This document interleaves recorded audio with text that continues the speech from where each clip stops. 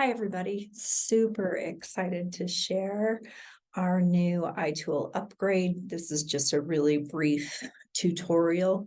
If you have not already been through training and aren't super familiar with the iTool, which is part of our training program, then you might want to consider contacting Lydia to get further training. Right now, I'm going to do a really super quick, brief tutorial. First thing I'm going to do is share my screen with you. Currently, we are waiting for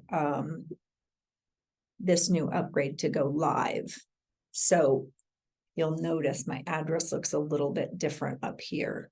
But what you do to log into the new notebook iTool upgrade is go ahead and go to our website at fairviewlearning.com. The way that you should be familiar with logging in already.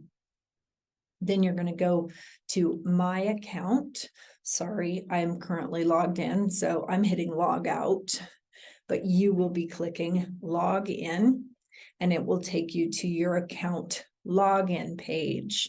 Now, if you remember, and you should know well, that you have two access portals to the iTool. One is as your teacher to set up your class, check all your data, and that is your email address and a password. That's what you're seeing here is an email address and a password. But to actually use the iTool, both the video resource library, or not both, several now, the video resource library, the assessment screener tool, and now to make your notebooks, you want to actually get into what we call the front side of the iTool. And if you remember that is a username and password. So that's what I'm putting in right now is a username and password, and you should have that. Again, if any of these things are bringing up questions, please make sure you contact Lydia so we can get you scheduled for more in-depth training. Once you go in, actually the first place you'll go is it will say, it will list the students in that class. You'll select the student's name, who you will be using for that class. And now you see the games tab, which you should be familiar with. That's where you go in to do the assessment tool. And then now you see the exciting new tab for flashcards. When you click on flashcards, then I apologize, a little bit slow. And here we are. So we are on our page to create our 3 notebooks. Where I am currently is drill. So that would be the practice page. If you want to just select your notebook, this particular notebook only has 1 card, but that would be where you would flash through your notebook and be able to see all the cards that you've created. When you are in the drill section, notice over on the right-hand side, you can organize your practice by most recent cards made. Again, that's part of training. We always review our most currently taught words. So you can do it that way with the most recent tab, or I could hit random and it would shuffle those cards up, all the cards that they have. And then there's just an arrow when there's more than 1 card. We'll see that in just a minute. And it allows you to flip to the next card. If your student doesn't know the word and needs the support, you just simply flip on the card and it takes you to the back to see their sentence and their picture. And then you can practice through that way. Again, hitting drill to take us back to all 3 notebooks. And so you drill each notebook separately. So that would be the practice tab. To now create cards, you will go into cards. Again, you'll see the 3 notebooks that you have. My bridging notebook doesn't have anything in it. My vocabulary doesn't have anything in it. Adapted Dolce is the only one. Once I have a card, I can always edit a card by hitting edit card.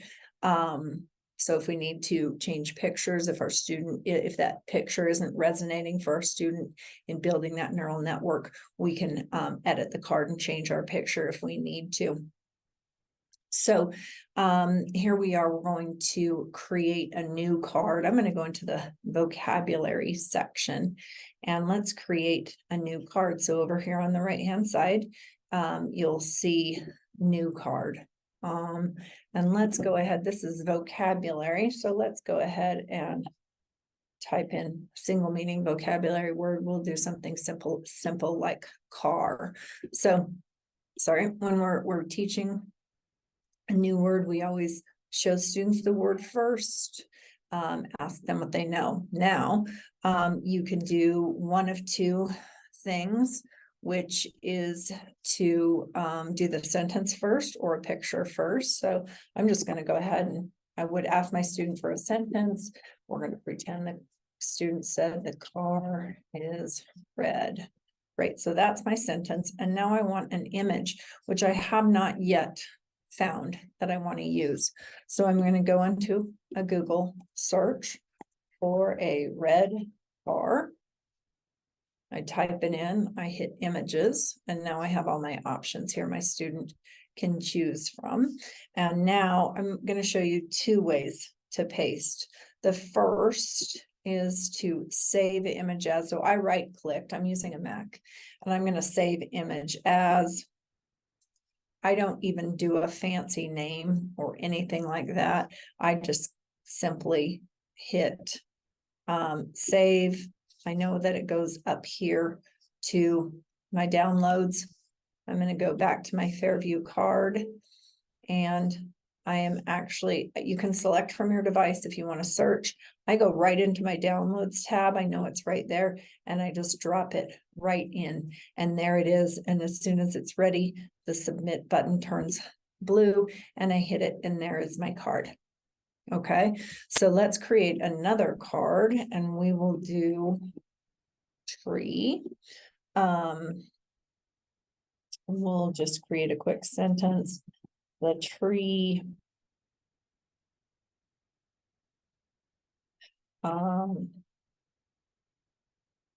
is tall. Okay, again, the second way to paste an image, you see where it says paste is ready. So when I go to Google search and I put in tall tree, because I want an image of a tall tree, then what I can do here is instead of going to save image as, I'm just going to go to copy image. So now it's on my clipboard. I go back. You've got to know your device's shortcut for pasting. For me on my Mac, it's Command V. There is my image. My blue submit button is ready. And now my card is all ready to go. So now I have two cards. So again, we created car and tree. If I go to drill, there they are.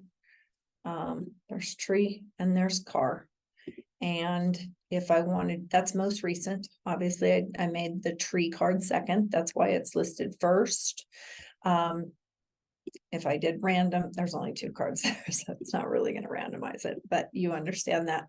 The other thing I want to show you on the cards tab, because again, if you've been through training, you understand we want to have access to these words immediately while reading, so our students can use this as a resource tool for words that they're still mastering. So if I put these in alphabetical order, they're already in alphabetical order, but I hit alphabetical order, and then I can scroll through my word bank of words and know exactly, I can find it in alphabetical order. If I did recent, then it's going to switch the order, but alphabetical comes in really handy when we're using it as a tool while reading. So that is our very short, quick tutorial on how to practice with our notebooks and make our new cards in our notebook.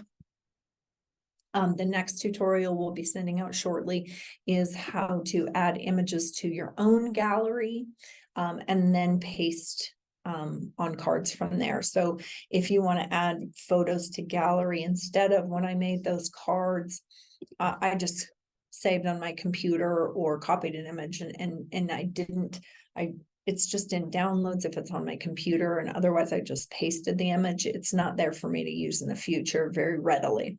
So we're creating a gallery. So if you want to just fill in your teacher gallery, it's not a student gallery, it's a teacher gallery, then you'll be able to pull pictures from that gallery to use on other students' cards if you'd want to do that.